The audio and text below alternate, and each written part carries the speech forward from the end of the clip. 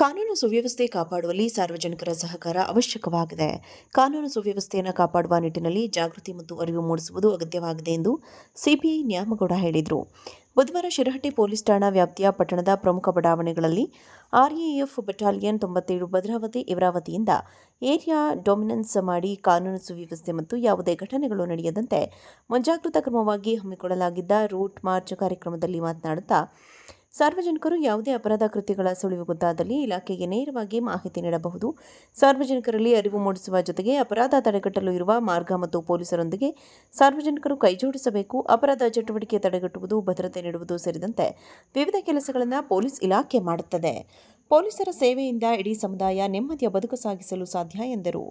ಈ ಸಂದರ್ಭದಲ್ಲಿ RAF assistant commandant Anil Kumar Jadhav, PSI Irappa, Ritti Ravindra ಹಾಗೂ ಆರ್ಪಿಎಫ್ ಸಿಬ್ಬಂದಿ, ಶಿರಹಟ್ಟಿ ಪೊಲೀಸ್ ಠಾಣಾ ಸಿಬ್ಬಂದಿಗಳು ಭಾಗವಹಿಸಿದರು.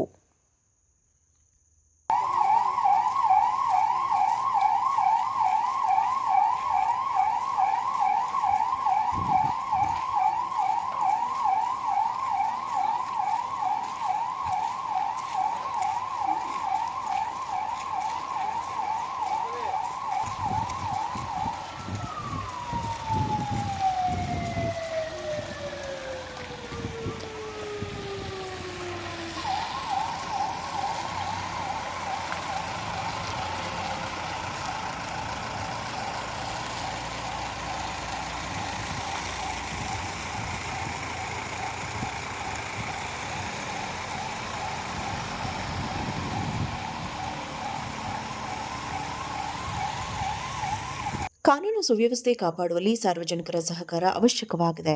ಕಾನೂನು ಸುವ್ಯವಸ್ಥೆಯನ್ನು ಕಾಪಾಡುವ ನಿಟ್ಟಿನಲ್ಲಿ ಜಾಗೃತಿ ಮತ್ತು ಅರಿವು ಮೂಡಿಸುವುದು ಅಗತ್ಯವಾಗಿದೆ ಎಂದು ಸಿಪಿಐ ನ್ಯಾಮಗೌಡ ಹೇಳಿದರು. ಬುಧವಾರ ಶಿರಹಟ್ಟಿ ಪೊಲೀಸ್ ಠಾಣಾ ವ್ಯಾಪ್ತಿಯ ಪಟ್ಟಣದ ಪ್ರಮುಖ ಬಡಾವಣೆಗಳಲ್ಲಿ ಆರ್ಎಎಫ್ ಬೆಟಾಲಿಯನ್ 97 ಭದ್ರಾವತಿ ಇವರ ವತಿಯಿಂದ ಏರಿಯಾ ಡೊಮಿನೆನ್ಸ್ ಮಾಡಿ ಕಾನೂನು ಸುವ್ಯವಸ್ಥೆ ಮತ್ತು ಯಾವುದೇ ಘಟನೆಗಳು ನಡೆಯದಂತೆ ಮುಂಜಾಗ್ರತಾ ಕ್ರಮವಾಗಿ ಹಮ್ಮಿಕೊಳ್ಳಲಾಗಿದ್ದ ರೂಟ್ ಮಾರ್ಚ್ ಕಾರ್ಯಕ್ರಮದಲ್ಲಿ ಮಾತನಾಡುತ್ತಾ, ಸಾರ್ವಜನಿಕರು ಯಾವುದೇ ಅಪರಾಧ ಕೃತ್ಯಗಳ ಸುಳಿವು ಗೊತ್ತಾದಲ್ಲಿ ಇಲಾಖೆಗೆ ನೇರವಾಗಿ ಮಾಹಿತಿ ನೀಡಬಹುದು. ಸಾರ್ವಜನಿಕರಲ್ಲಿ ಅರಿವು ಮೂಡಿಸುವ ಜೊತೆಗೆ ಅಪರಾಧ ತಡೆಗಟ್ಟಲು ಇರುವ ಮಾರ್ಗ ಮತ್ತು ಪೊಲೀಸರೊಂದಿಗೆ ಸಾರ್ವಜನಿಕರು ಕೈಜೋಡಿಸಬೇಕು. ಅಪರಾಧ ಚಟುವಟಿಕೆ ತಡೆಗಟ್ಟುವುದು, ಭದ್ರತೆ ನೀಡುವುದು ಸೇರಿದಂತೆ ವಿವಿಧ ಕೆಲಸಗಳನ್ನು ಪೊಲೀಸ್ ಇಲಾಖೆ ಮಾಡುತ್ತದೆ. ಪೊಲೀಸರ ಸೇವೆಯಿಂದ ಇಡೀ ಸಮುದಾಯ ನೆಮ್ಮದಿಯ ಬದುಕು ಸಾಗಿಸಲು ಸಾಧ್ಯ ಎಂದರು.